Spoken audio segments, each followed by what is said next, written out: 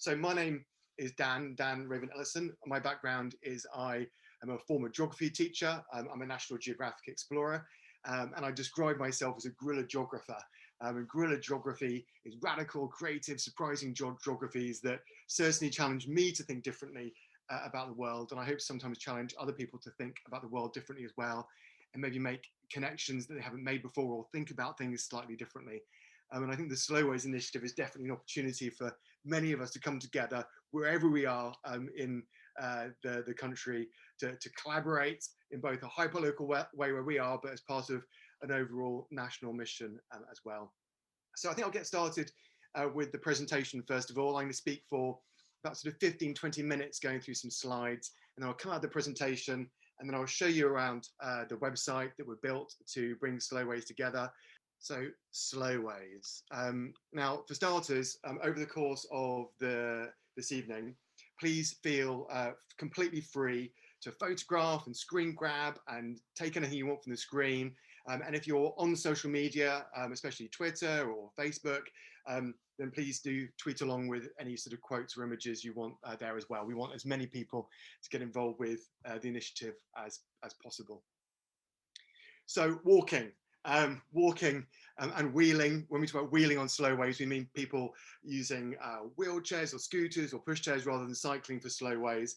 When we think about walking and wheeling through the landscape, I think all of us will know that it can be incredibly powerful for our mental health, our physical health, our well-being.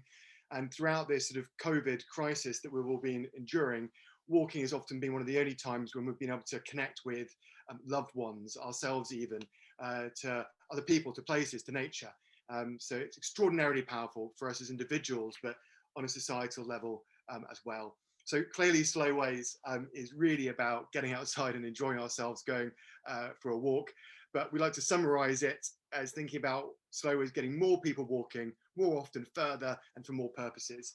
And while there are lots of organizations that are interested in this piece about how we can get walking more, I think Slowways is really focused on encouraging many of us to think about walking for different purposes, but also going further as well.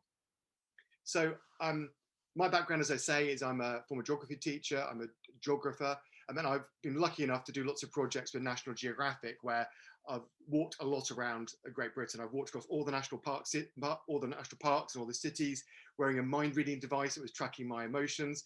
I've done a giant spiral walk through London, a 600-kilometre walk through London. I've made films about land use across the country, largely on foot. And when you walk around Great Britain a lot, like many of us have on this call, whether that's just locally or whether that's further afield, you begin to notice things that are fantastic about walking in Great Britain, like the fact we have 200,000 kilometres of public rights of way, open access in large parts of the countryside, right across Scotland, like really incredible place for getting out and about exploring. But you begin to realise things that could maybe be better as well. So just some thoughts on that to start with. So when I think about long distance walking, I'll often think of our national trails, like you can see here on this map. These are inspiring, distinctive, remarkable, beautiful walks, which you can do just part of or long distances of. But I think the challenges of some of these long distance routes that are popular in our imaginations is that they can be really challenging and technically difficult for people, both because of the distances they cover, because many of them are actually very rural, going from rural to rural places. But even just the simple thing of booking accommodation along these routes can sometimes can be challenging or unaffordable for some people. So absolutely incredible routes, brilliant in so many ways, but they also maybe have some of their limitations as well. Perhaps then the National Cycle Network is another, inspiring project to look at. Essentially a massive project by Sustrans and others to create a network of cycle routes that connect up the place where people are to the place where people want to get to. This is an incredible bit of work, but for walkers, the limitations are that it is, predominantly designed for cyclists, not walkers, and it's mostly on road as well. As well as that, as you can see here, the coverage of the cycle network is actually relatively limited as well. So really inspiring, but maybe falls slightly short in terms of making the most of things for walkers. So I got thinking about those things and got thinking about all these 200,000 kilometers of routes we have that connect up our towns and villages and cities that are there because of the way that we used to get around most of the time before we all had cars. And I got thinking about what that might look like in a bit of a network. So I started off thinking about the primary destinations that have been mapped out by both Ordnance Survey and the Department for Transport. And this map here shows you some of those primary destinations. And these are the places that are the most populated places in the country. They're also strategically important for transport reasons, but there are also some cultural centres that are important as well. So I got thinking about those and got thinking about sort of old maps that were made, sometimes thousands of years ago, literally thinking about Romans and others, about this idea of having these straight routes connecting neighbouring settlements. And really the principle here, and a founding principle of Slowways, is the idea that we should all be able to walk reasonably, directly, safely, enjoyably, accessibly between any two neighbouring settlements. And I think if you can't make that journey on foot reasonably, directly, safely, enjoyably, accessibly between any two neighbouring settlements, then probably something's going wrong. And I think that might sound like an extraordinary thing to say that we might want to have an ambition for, but then you think about our roads and, well, actually we've achieved that for our roads. And before our roads, actually people could do that on foot. It's just that things have changed in the landscape. So I think in the context of the climate emergency, the ecological emergency, the health crisis we find ourselves in at the moment, so many people struggling financially with the economic crisis that we find ourselves in all these situations, quite clearly be able to walk, to go and see a friend, get a pint, buy some bread, go to a funeral, go to a festival, be able to make that walk to a neighbouring place should just be something we should be able to do. And if we can't do that on foot, I think something's going wrong. So founded on that principle, I started playing around with this idea of this geometric network based on the idea that you should be able to walk reasonably directly between neighbouring places. And a couple of years ago, I put together this very early sketch on Google Maps. Then what happened was last February, before the first lockdown, before we even knew that things were going to get so bad, I organised a hack day at Geovation, which is Ordnance Survey's Innovation Centre in central London. And 70 people from across Great Britain heard about this on social media and stepped up to start playing around with this idea, playing around with this concept to see whether it would work or not. And on that day, literally these 70 people started creating hundreds of routes following a methodology that I gave to them. What I said was that we wanted to create routes that as far as possible should be safe, respect local codes and laws. Actually, we added that one later, but that's an important one. Be accessible to as many people as possible, be direct, be off-road, have resting places to eat or sleep every 5 to 10 kilometers, pass through train and bus stations, and be easy to navigate. These are the 8 really, really important ones for Slowways. It's about, yes, enjoying ourselves, getting between places where we can, but it's about finding effective direct routes for getting between settlements. Really important as well, but less important than the previous 8, is that they're enjoyable and beautiful and to use already established routes. There are plenty of initiatives out there which are about creating circular walks and beautiful walks and lovely walks. And just by the very fact that so much of Great Britain is enjoyable and beautiful, the vast majority of the walks will be those things. But that's not the priority. Equally, many of our established routes like the Pennine Way or the Ridgeway or Pilgrim's Way, many of these routes have their heritage and what the landscape looked like and what people's needs were, sometimes tens or hundreds or even thousands of years ago.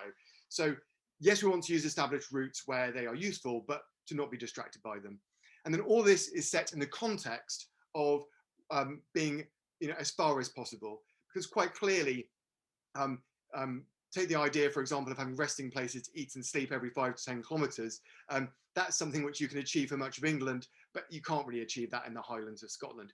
Equally, in terms of being off-road, there are actually large swathes of the country where a bit of lane walking is one of the most comfortable and enjoyable way of walking around. And even the concept of safety is relative to the environment you're in.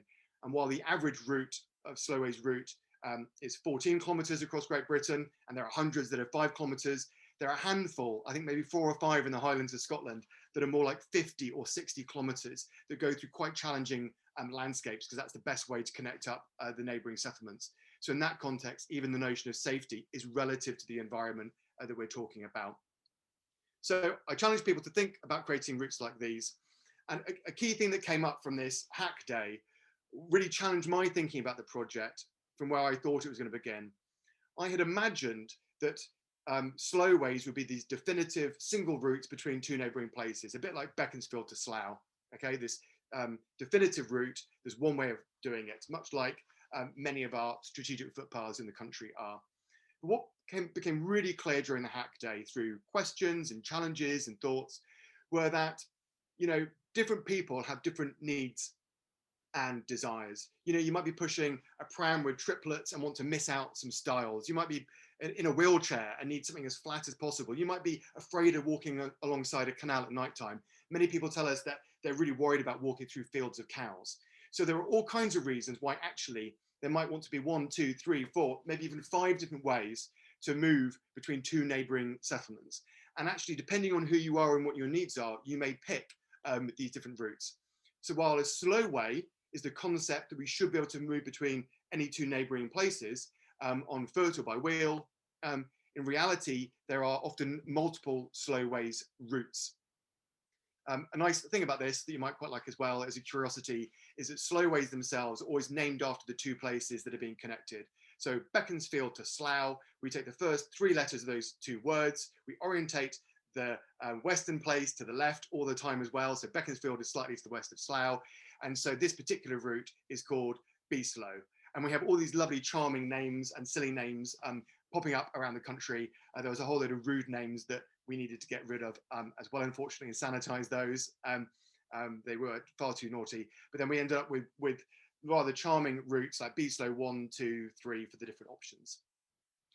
So while I showed you the straight line there, in reality, when people are plotting these routes through the landscape using this methodology, they're ducking and diving around private land, looking for the public rights of way and permissive footpaths, looking for places where people can avoid roads or where it might be slightly easier or more beautiful to walk. And so you can see here this route at the top going from Sonning Common over to Henley-on-Thames, stopping at the train station, and then picking up again for the next route going from Henley-on-Thames over to Maidenhead. So what I had imagined back in February last year was that I would organise a series of hack days in 12 different regions of Great Britain, and that in those hack days we would get the job done by collaborating in the different regions of Great Britain. But then COVID hit, suddenly there were thousands of us, well, all of us were stuck indoors, and I thought the project was going to really hit the rails. In reality, what happened was a small team of people from that first hack day, a small group of very committed, enthusiastic, creative, determined volunteers came together to set things up so that people could volunteer online to start creating these routes. And people started using just Google spreadsheets and OS Maps, Ordnance Survey's consumer mapping platform, which is fantastic, and just free tools to start plotting out routes between neighbouring places in a coordinated way. We put a call out to see who would like to get involved, do some Zoom calls like this, and 700 people came forward to be trained over a number of days and did an incredible amount of work over a period of about a month, plotting these routes from their bedrooms, their living rooms, their conservatories, their gardens, wherever they were. What that means is that while we know we've got loads of these routes that look really good on paper, we also know that there are loads of routes which don't actually really work on the ground, weren't necessarily the best decisions, and there might even be some which might be a little bit dangerous if the person plotting the route didn't quite know what they were doing in terms of access around certain places. So it's absolutely vital in this next phase of the project that we get outside and we check all these routes to make sure that they work. So what people were doing when working online, those 700 incredible volunteers, who I'd like to thank again for all that they did doing this incredible work, used what we call an overview map, which is basically a schematic showing all the places that we wanted to connect up. So you can see this is more detailed than the original sort of Google map that I sketched out a couple of years ago. And on here are all the towns and all the cities in Great Britain, the top 1,000 most populated places, a very large number of Ordnance Survey and Department for Transport's primary destinations. Some of them weren't included because they are sometimes motorway junctions or strange airports or something like that. And then a whole load of smaller places which were strategically important to create connectivity in the network, but also for some very rural places where sometimes the hamlet is the only thing that is in the neighbourhood. This is what that connectivity looks like up in Scotland. So what you see is that these triangular shapes are taking the whole network we have of footpaths across the country and curating them into something which, to the human brain, certainly to my brain, makes it easier to imagine how you might plan a journey either between neighbouring settlements or combine routes over much longer distances. So unfortunately the pins here are over the names, but we've got Hay-on-Wye over in the far left of the image there, the far west, and I can imagine moving over towards Hereford and down to Gloucester, following these routes, pulling them together. So one of the things that excites me most about the initiative is what this map shows you, this idea that you could be in somewhere like Swansea and you want to get to Norwich, and how you can combine multiple routes to plan a long distance journey. So maybe you're in Bracknell and you want to get to Huddersfield, or you're in Inverness and you want to get to Abergavenny, or wherever you want to go between. There are these incredible epic journeys that people could take, where every 15 to 20 kilometers, say, there's a place where you can stay for the night. And at the moment, I think, you know, a lot of the sorts of journeys that people make through the country often end up being quite expensive, because you have to stay in these sort of expensive country pubs and things, which are fantastic, but maybe not so affordable for some people when you put in the meal ticket as well. Whereas when we start remembering that our footpaths used to connect up towns and cities, because that's where people wanted to get from and to, either to get to neighbouring places or go on long distance journeys, by remembering that, it unlocks the possibility for people, yes, to stay in expensive 5-star hotels if they want to, or expensive Airbnbs and things. But what they could also do is spend 29 quid staying in a Premier Inn, watching Netflix, eating in Tesco, and then making their route onwards. So I think it opens up the possibilities of walking in a very interesting way. And what we may be able to do with the website in the future, not yet, is say you want to search the way from Swansea over to Norwich. Actually, we can tell you the routes which are most direct, most cow-free, where the most affordable accommodation is, all these kinds of things. And you can imagine from this image here how actually there are a very diverse range of ways in which you can make a good journey to actually do that. So just quickly, an interesting thing that's come from the initiative that I wasn't expecting, but I think it's absolutely fascinating, is what this image here shows. So what you can see here are these triangular shapes and these straight lines that are the slow ways, and these principled lines that you should be able to walk between two neighbouring places. And then the wiggly lines show you the actual routes that are needed to be drawn in order to miss out dangerous roads, in order to miss out private land, to get around bits of river, or whatever it may be. The wiggly lines are the level of deviation from that central line network. Here looking at the south of Wales. And here, if we look at Cornwall down in the southwest of Britain, what you can see, again, the straight lines, the wiggly lines, which are the routes that people really need to take. And then the higher the degree of shadow is the higher the level of deviation that's needed from that central route.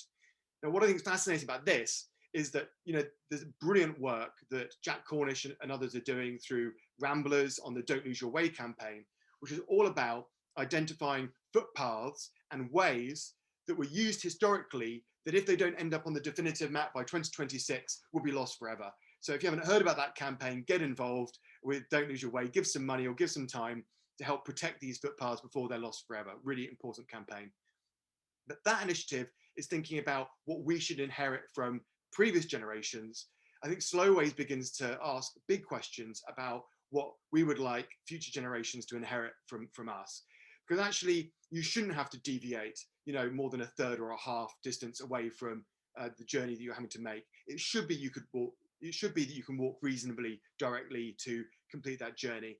And by using mapping like this, we can begin to identify the places where the highest levels of deviation are, where cutting off dog legs by having new permissive footpaths or rights of way or open access, whatever it is, would significantly reduce journeys, and so significantly increase the chances of people making those journeys. And I'm sure there'll be plenty of examples of where children would walk to school in a neighbouring village if only there was that permissive footpath there, or people would walk to go and get their milk, or go to the pub, like I say, or go see friends, if only there was a safe way to complete that journey. I'm sure we can think of many locations like that between us.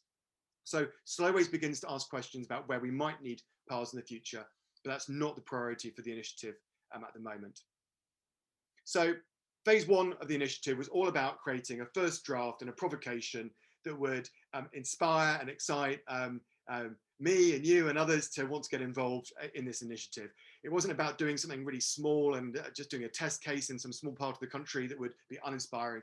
We intentionally wanted to get as many people involved as possible.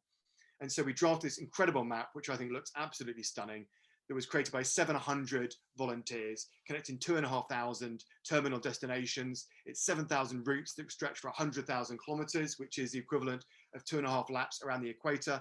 And this was about a year's worth of volunteering in a single month. I mean, just well done, and thank you to everyone who contributed every click, and some people contributed an awful lot of clicks on their mice, on their computers in order to get this done. Phase 2 of the project then is a big phase. It's all about going out and walking and reviewing and making sure that all these routes actually work on the ground. Phase 3 is about making sure that we establish this network in our hearts, our minds, our imaginations, in the landscape to really bring it to life for the longer term. But phase 2 is about walking and reviewing these routes to make sure they actually work. We've been delayed because of the situation with COVID. But last year, you may have seen that we put a call out for 10,000 people to come forward to help us with that task. 80,000 people have signed up on the website so far. 800 groups have signed up from across the country as well. These are fantastic and brilliant numbers. But to be honest, the scale of the challenge is so big in the depth of what we want to do and the number of people who would like to engage. I would love for the numbers to be much higher than that. So please do let your friends, your family, your colleagues, your networks know about this initiative and invite them to get involved. And what we really need to do now is have a national conversation that works both at this really, really local level, but also this national scale about this network. And in order to do that, we've needed to build a website that's able to hold that conversation. So we reached out to some partners over a number of months, and Sport England put forward some money through the COVID Innovation Fund, looking at how Slowways might be able to help us come out of the COVID crisis and help with resilience around COVID as well. Paths for All had funding available around innovations to encourage people to walk more as a form of sustainable transport. Pilgrim Trust, really keen to get people walking slowways who might not otherwise think to use slowways. And the Kesterman Trust were absolutely fantastic at giving us seed funding really, really early on to help with those first hack days. A lot of faith and trust from them, so thank you very much to them. And then Ordnance Survey, Costain, Urban Good and Esri all offering technical support around this sort of big geography project. So the website we built, which I'm going to take you through in a moment, gives you the opportunity to search for different locations around the country. You may have looked at it already, but I'm going to show you around and show you how it works. It is definitely a beta website. We're still learning. Things don't always work. It really is like a big effort by a small number of people to pull this website together. So if things don't quite work or if things can be better, we want to hear about it. And there's a forum on our website where you can tell us about it as well. But please do persevere with us when things don't work, or come back later to see how things improve as well. So what we're asking people to do before I dive into the website is to choose one or more Slowways routes, walk, or if you know that you can, wheel them and review them. And the review can either be a simple review, a bit like an Amazon review, where you leave a certain number of stars, like a bit of a rating, you leave a comment. But what you can also do is verify whether or not that route is good enough to be in the Slowways network or not. So you can say yes, maybe, or no. And once a route has been verified 3 times or more, and in a continuous way, the majority of people are saying that it should be verified, that route becomes a verified part of our network. And we say, is it good enough, rather than is it brilliant and all this kind of stuff, because it needs to be good enough relative to the environment that it is in.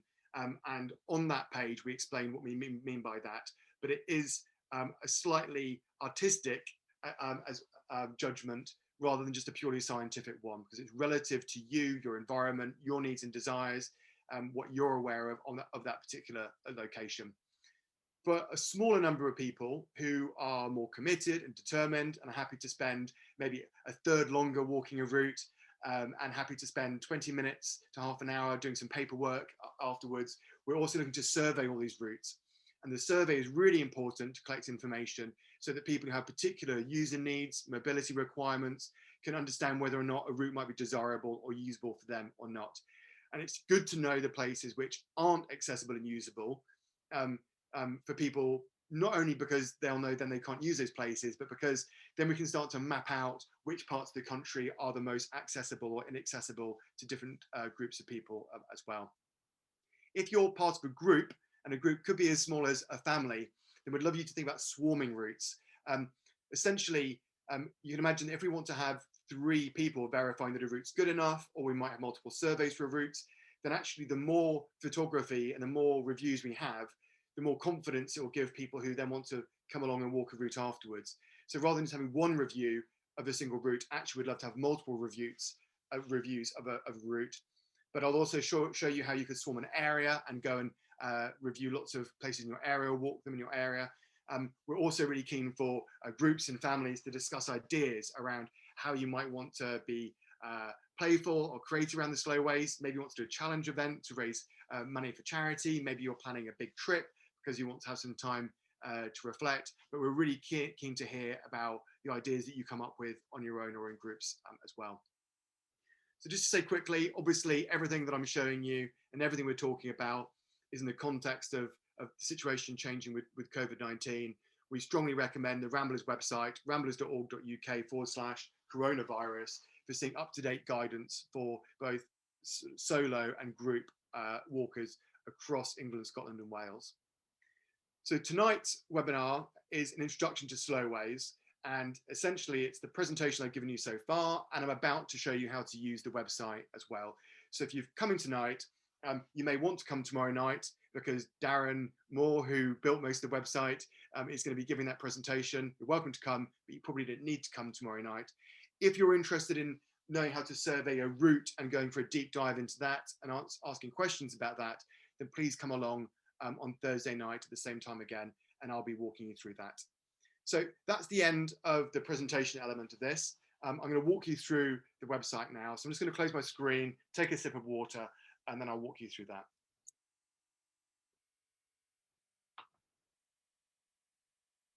Right. You see briefly how messy my desktop is. So slowways. So I'm super excited to be sharing this website with you that we've built. It's been a long time coming. And like I say, it's really built at this stage as a machine to have a conversation so that we can get outside, explore, review, survey these routes, but you can also use it for planning journeys between neighbouring settlements, and you can also use it for planning like longer distance journeys as well.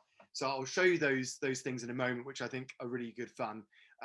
But just to say that, you know, the dream proposition that we're not quite at yet, but we'd love to be at very soon, is where on this page, a bit like when you go to Google Maps or Bing Maps or something like that, you could put in the name of the place where you're in. So say you're in Swansea and you want to get yourself to Liverpool.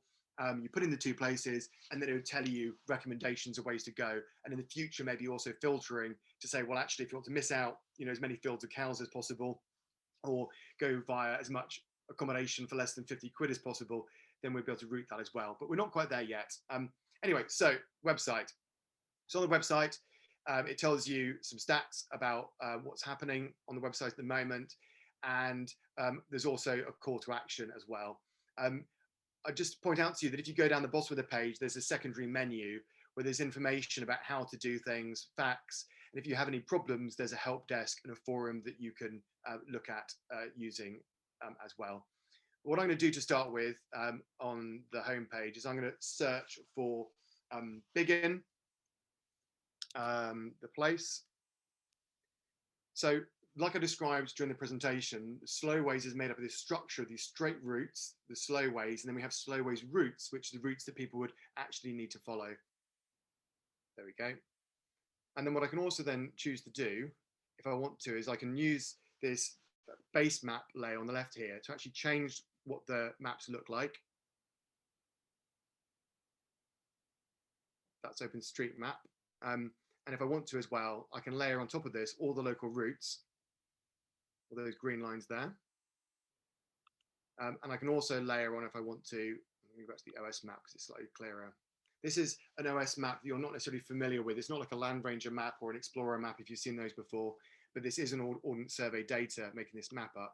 I can also choose to show the slowways locally as well, and they come up as well. I'll put the routes on again so you can see how clear that is. So what I'm going to do now is I'm going to show you one particular slow way. So I'm going to click on this one here.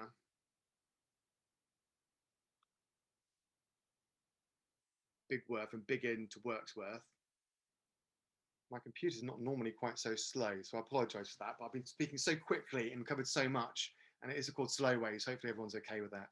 And what you'll see here is that we have these summary cards for these two different routes that you can see crossing over through the landscape. And so on those summary cards, you can see there's a distance to tell you the Big Word 1 is actually shorter than Big Word 2. You can also see the difference in ascent and descent between the two as well. They're currently ungraded, which is why there's two U's here. I'll explain the grades in a moment. But what I'm able to do is either click on the lines here to interact with the routes themselves. So I could view the route details, I could review the route, suggest a better route, I could download it or print it. In the future, we'll be able to link directly over to OS Maps as well.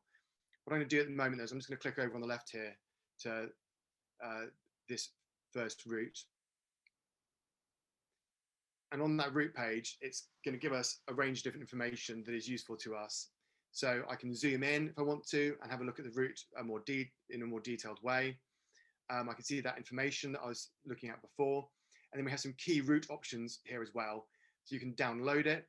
So a really key thing to know is that our website, Slowways website, is not designed for navigating with. You could technically use the map walking along, but it's not really designed for that. So what you want to be doing is downloading what's called a GPX file, which is a bit like a Word document or a PDF document or an MP3 for music. It's a document like any of those, but what it does is it gives you the file for the actual route itself. And you'll need to have an app like OS Maps or Map My Walk or Strava or View Ranger to actually see that route and actually then navigate it as well. If you don't have an app, and if you click through here, it'll give you information on using that GPX for the first time. If you haven't got an app like that, so you don't feel comfortable doing that, you can also click on more options and choose to print via Ink Atlas, and that will take you off to another website where you can download a PDF of the route, or you can actually print it out as well. And on more route options, you'll see some other options here as well. So you can, for example, choose to save to your account. I'm going to save this one to my account right now. I can choose to survey or review the route. I can also choose to suggest a better route if I know a better way of doing that route. I can also, if I want to, do something called save to waylist. A waylist is a bit like a playlist on Spotify or a mixtape. It's just a list of routes that you like for some reason.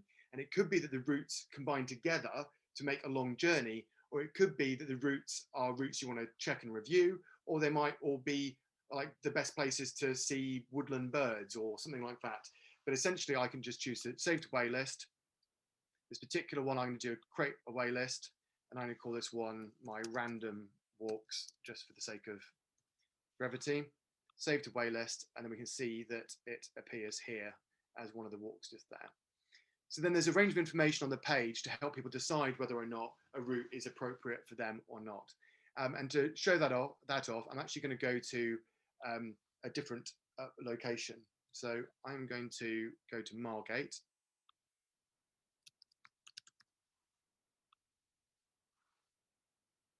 It's speeding up again now, which is good. So I've gone to Margate, and I'm going to click on Margate.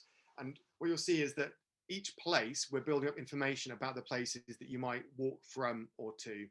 So in this particular location, Margate, someone has come in here and they have done a survey for us of the facilities that are within 1 kilometre of Margate's meeting point. And the meeting point is the place where all those routes are meeting up, or where you might meet up with other people in the middle of a town, city or village.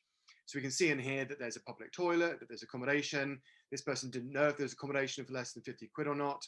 And you can actually do a survey of Margate to improve the information that's there. And actually what will happen is if different people suggest whether or not there's something is there or not, you can see here something called a tooltip, where when you hover your mouse over the top of the tick or the cross, you can see the number of people who have said yes, no, or maybe about whether it's there or not. Also on the route page, and I think this is really interesting for anyone who wants to walk lots of slow ways from where they are, on that page is information about which of the routes going out of Margate have been reviewed, surveyed, verified, and the number of times they've been downloaded.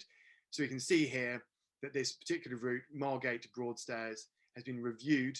It's been at least once, it's been surveyed at least once, but it hasn't been positively reviewed 3 times, so it's yet to be verified. So what I'm going to do is I'm actually going to go up to this route up here, Margate to Broadstairs. I'm going to click on that, view that slowway. And you can see that here now there's a 3 and an X, which means that this particular route's been graded. So the 3 here is a number from going from 1 through to 5. 1 being, and those numbers refer to the quality of the path surface, even over very short distances. So a grade 1, would mean that the entire route is perfectly flat and solid, and would be really great for like a pram or a wheelchair or something like that. Grade 5, on the other hand, we're talking about mountains and rocks and needing ropes. The X here means there's at least one stile or flight of steps or some significant barrier, which essentially would mean that someone pushing using a wheelchair or scooter is likely to find it very hard to get to that route. There's also a grade Z, which means that there's a small flight of steps, but no stiles or other significant barriers. And then a Y means that the whole route should be barrier-free for wheelchair users and scooter users as well. But we wanted to give other information that people could use to decide whether or not a route might be appropriate for them or not. And this is where surveys come in as being really important. So Thursday is going to be a deeper dive into this, but essentially the more surveys we have for a route, the more confidence that that can give people whether or not a route is actually appropriate for them or not. So on the survey, it summarizes the information about what is found along the route itself. So here you can see the green things with ticks are what's present, and then those crosses are things that haven't been reported there. Information on measurements of path widths and gradient, which is very important for ability, people who might be using, again, wheelchairs, that kind of thing. And then we've got information on whether or not a route has been successfully completed or not by people who maybe have a large dog or have using a pram, and whether or not they are recommended by an expert as well. We also ask surveyors to estimate the percentage of a route which is lit, paved, and is on different type of ground. And then what we also then do is provide each of the individual surveys. So that's like a summary page of all the surveys, but then you can then read what individual people have said within their surveys as well. So we can actually dig down into N. Hemmings's survey and see precisely what they've said. And what that allows is for different surveyors actually to not necessarily agree with one another, and for us then to sort of show an overall picture of what's happening of a route.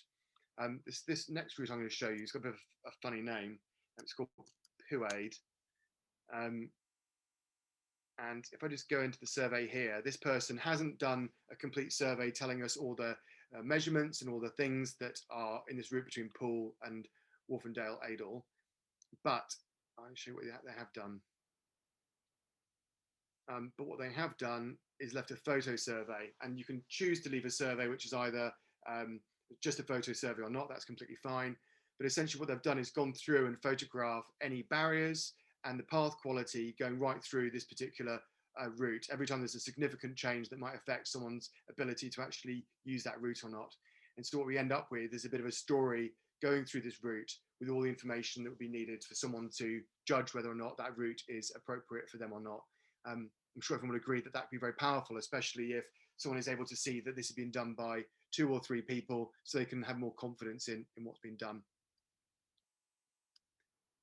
So I just want to show you 2 more things on this route page, and I'm going to show you something fun and then take any questions. So on this route page, as well as having surveys, we provide information on the geography of the route. So just here showing you the length of the route and showing you what's happening in terms of elevation, but also we're using European Copernicus Corine land cover data to say what the nature of the route is as well in terms of land cover. So that's whether the land is urban or pasture, whether it is woodland or peat bog. So actually, when you look on these pages, you'll see that there's different lengths of bars to tell you what kind of landscape you can expect to experience. So this particular one is predominantly pasture, 68% pasture. So really importantly, and this is where the big ask is, because many of you won't want to necessarily do surveys, which is fine, is to simply choose a route, walk it, and then come back here and leave a review. And leaving a review is just like if you use Amazon or something like that, leaving an Amazon review. You come onto this page, review this slow way, give it a number of stars to say what you think of it, leave any comments. At the moment, you can only upload one photograph. Soon it will be more like 5 or more. And then we ask you to verify whether or not this route should be in the network or not. Would you walk it again? Would you suggest it to others? Is it reasonably safe and direct? Is the route well drawn? And if you would recommend it to be part of the network, we ask you to say yes, and then maybe or no. And then we also give you some extra information to help make a judgment further down the page as well, including the methodology that I shared with you before. But really, this is to a large degree about, I think, your judgment. If you would walk it again or recommend it to someone else as the best way for walking between 2 places, even if it's not perfect, then would you recommend it to be in the network or not? And if 3 people agree, then this snail here lights up with a tick on its back, and it shows how many people have agreed to it. So what you can imagine then is that people could potentially, in any town in the UK, choose to look at a particular settlement and really help out by going out and looking at this sheet to see which routes need to be walked, which ones need to be reviewed. And the more information we put into the website, the stronger the network will be, and the more we'll be able to give people trust to use it, and the more advanced we can make the website for helping people to plan those journeys. So one final thing I want to show you, which is really good fun, is the journey planner. So the journey planner essentially is a way for you to begin to imagine how you might plot journeys through the landscape. And effectively what I can do here is I can click on a route. As a geographer and as a walker, I absolutely love this. Click on a route, and then I can then say, create new way list, and I'm going to call this one webinar walk. Save this way list, make sure that it's selected there, and then I can then pick different routes on here and click add. And then what you can see I can do is just very, very quickly start building up a journey each night or each segment of the journey, finishing in another town or city. And at the moment, while we don't know that all these routes are trustworthy because they haven't all been walked and tested, in the very near future, how great would it be if you were planning a journey from John O'Groats to Land's End, or going from Bristol to, I don't know, Newcastle, and knowing that people before you have said, yes, this is a recommended route, we really want to use this. I think this would be extremely powerful. And so what I can now do is I can go up to my way list at the top here. And I can see some other routes I've saved here. And on my way lists, which are like these mixtapes, these playlists, you can see these different walks that I've designed. Here's the webinar walk that I was just putting together. But I'm going to show you this one I created in about 5 minutes, I think a week ago. It's a 250-kilometer walk made up of 20 segments, and it's called the C2C walk. And essentially, it's going from Blackpool over to Scarborough. And if I zoom in on this, you can see how it's made up of lots of these segments going through the landscape. And then when I go down the page, you can see all the different routes that make up that journey. Soon you'll be able to download all the routes as one package, but you can download the routes individually. If you're using the journey planner and you make a mistake, for the moment you need to delete the route here. But a fun thing that you can do, and it'd be great if everyone on this call on Twitter or social media had a go at doing this tonight, you can make your waitlist public and you can screen grab this page to show people the route you've planned. And then you can actually take the link, which isn't looking so beautiful here at the moment, but you can take that link and share that link. And then other people can then look at that route that you've designed as well, which I think is an absolutely fabulous resource. So the whole premise of the website, the whole way that the thing works is by people enjoying going for walks, when they're on the walks, coming back and leaving a review. When you leave the review saying whether it's good enough to be in the network or not. If there's a route that goes through inaccessible, private land that it shouldn't go through, or if there's a route which is dangerous, then we want to know about that, and you should report that on the route page itself. But on the whole, what we're looking for is for people to leave more and more reviews to build more and more confidence in our overall mission. So I hope that all makes sense, and that you're inspired by a lot of what I've shown you just now, and that that you can imagine getting involved, whether it's walking for 5 kilometers or going on some epic journey. What I'm going to do now is I'm going to go through the Q&A and using the remaining 10 minutes to answer as many questions as I can. I think that you might be able to upvote some of them as well. So William, Margaret says, are you native to Sonning Common then? I live there. Well, my wife is from close to Sonning Common, but no, I'm not native to there. I also taught geography very close to Sonning Common as well, but no, not there at the moment. Thank you, though, Margaret. Willem says, can you clarify all routes are on existing rights of way? So not necessarily. So all routes are using rights of way or permissive footpaths or places where you have permission and access to go through, which may include open access land or in Scotland, just the fact there's a right to roam. But certainly we are not looking for any routes that cut across private land that will offend people in any way. John says, why only references to kilometres rather than miles? I'd like to see both listed. So actually it does say kilometres and miles in some places. Very soon on your profile, you'll be able to choose between seeing things in kilometres or miles, and then it will then show just that one. And what we also hope to do is allow you to put in your walking speed so that you can then see the amount of time it would like you would take to make those journeys as well. Willem says, do you have a sales script we could use to inform and motivate people? We don't have a sales script, but please get in contact with your thoughts, Willem. That sounds very interesting. Someone anonymous says, how can one get in contact with a local slowways group? There are no formal slowways groups. So if you want to get involved with a group, it's about contacting a local outdoors group or youth group or arts group or walking group or any group locally that might be interested in walking these. Or you might be interested in setting up your own group to walk them, but we're not organising anything ourselves. We're providing a resource and the infrastructure, and it's up for other people to then think of good ways to collaborate around that where you are. Someone anonymous says, what's your views on the Right to Roam campaign? Do you agree we should be able to wild camp along these routes? For me personally, I would love to see us having a right to roam that's far more similar to what has already been successfully achieved in Scotland, while also maintaining our fantastic footpaths, which are currently more established and more understandable than what people enjoy in Scotland. So I'd like to have the best of both worlds personally. And yes, I'd love to have responsible camping more often as well. Peter says, are you planning that direction signs will be added to routes? I actually think that in terms of direction signs, throughout the landscape of the countryside, we have little roundels already that tell you the footpath you're on. And it slightly amazes me that those footpath signs don't more often have arrows telling you, where you're headed towards. When you're driving on the road and you're on the motorway and you need to get off of Glasgow, then there's a sign saying Glasgow, and there's often an arrow pointing where you need to go as well. With our footpaths, for some reason, there's an expectation you need to have like a Duke of Edinburgh award or GCSE in geography to navigate the landscape, and I don't think that's quite right. So I think that we could do a lot more to make the landscape more navigable for people, and that would get more people walking as well.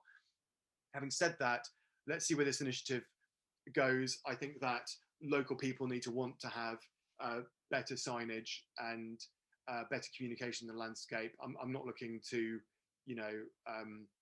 that's not the aim of this initiative at the moment, but we'll see whether or not people want that to happen where they are or not. It could be a very interesting thing to patchwork together. Hillary says, will I be able to pick up these routes on my OS app? You can't quite yet, Hillary, but we're working with OS at the moment. So what will happen is that on our website, on every single route, it will link off to OS, and then you'll be able to play with the route directly on your OS app. So that link isn't quite there yet. It'll be there soon. In the meantime, you can download the GPX file onto your computer and then upload it again to OS Maps, and then it will work that way as well. But it's coming. Richard says, turning off your camera might speed up your computer, Dan. Thank you, Richard. I should have read that before. I think that maybe it was lots of people trying to use the website at the same time that slowed it down. I wonder. Stephen says, the where to go part of the website possibly needs a bit more work. If I type in a postcode for Chippenham, it shows the map, but none of the actual routes to Chippenham are in the box. I try click on the map, but that doesn't work. I'm not sure I completely understand your experience. Stephen, please get in contact and we'll see what we can do about that. It may be that, a bit like for me, the page was loading slowly if you were doing that just then. Pilgrim says, can I download a GPX to Outdoor Active? You can download the GPX file and use it for sort of personal use anywhere you want. So Map My Walk, Strava, OS Maps, wherever you want. Catriona says, a comment rather than a question. That session was marvelous. So this comment is made lightly, certainly not a whinge. Talking of guerrilla geographers, love it. You may be aware of the legislation called Shetland Mapping Requirement from 2018. This makes it illegal for official Scottish documents to omit or misplace Shetland and put it in a box. The legislation was born of years of frustration from Shetlanders. Please could something in your presentation reflect the spirit of this? For example, have Shetland beside it, please. Yes, heard, told off. Thank you very much. We will remedy that. That's our sort of design requirements overdoing our geography, which is very naughty, and I'm sorry. Willem says, what have you discovered about how people might use slowways? So people have contacted us about using slowways who have lost their jobs in Reading and need to walk home to Bournemouth and want to reflect on what's going on in their lives and want to save some money at the same time. We've had a major in the army contact us about wanting to move his regiment from one side of the country to the other using slowways. We've had people doing historic reenactments wanting to use slowways, people planning challenge events to raise money, people who are at university wanting to walk home rather than take the train, people who want to run them, a lot of people who just want to walk them to help us to review them, to make them even better. People are getting involved for all kinds of reasons. And, you know, if you're on Twitter, I'd love to hear your reasons why, you know, you might be getting involved as well. But I think people want to use them for all kinds of reasons. Catherine says, hello, I'm trying to download a GPX file, but it's not down. Catherine, if you're having a problem that's technical like that, rather than me answering now, please do contact us through the website and we'll help where we can. Someone anonymous says, do the walks work in both directions? The route you mentioned from Margate to Broadstairs, is the route also listed from Broadstairs to Margate? We're just using it. We actually name the routes, the website, as say Margate-Broadstairs, and we don't mind which way people walk them at all. But we actually always name the slowways orientated from west to east, like I said before, but you can walk them in any direction. Virginia says, on the survey, do you note how busy the route is regarding road traffic? What we actually ask at the moment is whether or not there is unacceptable road walking or not, and how much road walking there is as well.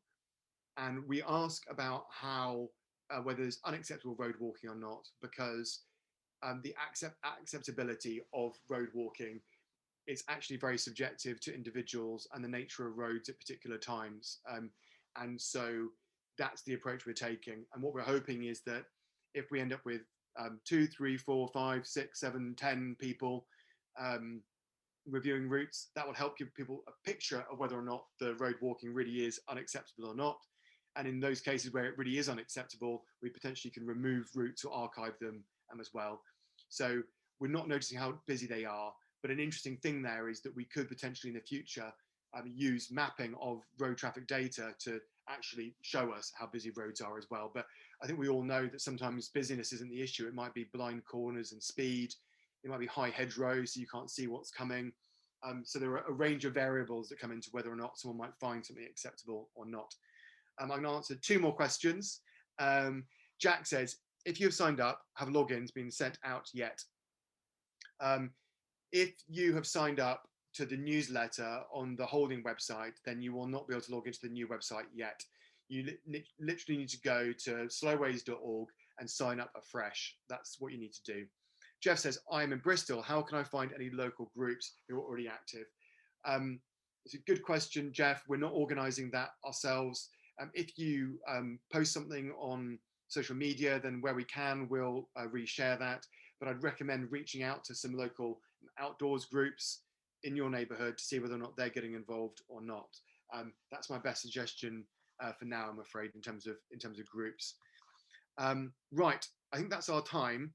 If you have more questions that are really important technical questions, please do put them to us on the website. In the first instance, there's a frequently asked questions page. As well as that, you'll see that there is a help desk that you can use and a forum. We're quite a small team of people working on Slowways. We've set up a small community interest company, a not-for-profit community company to help look after it all. But we're a very small team. We'll answer things where we can.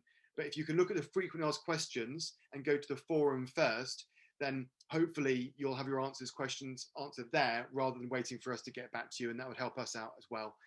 But where we are now, just to say, you know, on this week, we've had, I think about 6,000 people sign up to calls. There are webinars. There are 7,000 routes to check. And remember, we need to check each of those routes at least 3 times so they become verified. So if everyone on this webinar and everyone coming to webinars this week all went out and walked 1, 2, 3, 4, 5, 10 routes, then we would have an incredible walking network in a really short space of time. So please do consider the spirit at which we're going into this. Persevere with us, be creative with us, enjoy walking with us. And I'm really looking forward to collaborating with you all in the future as this project develops, not just over the next week or month, but obviously I think this is a long-term project that could last many years, and I'm super excited to see what happens. So thank you all very much for your time this evening. I might see you tomorrow or the next day at those webinars as well, or maybe on a footpath in the future. But for now, thank you very much. Good night.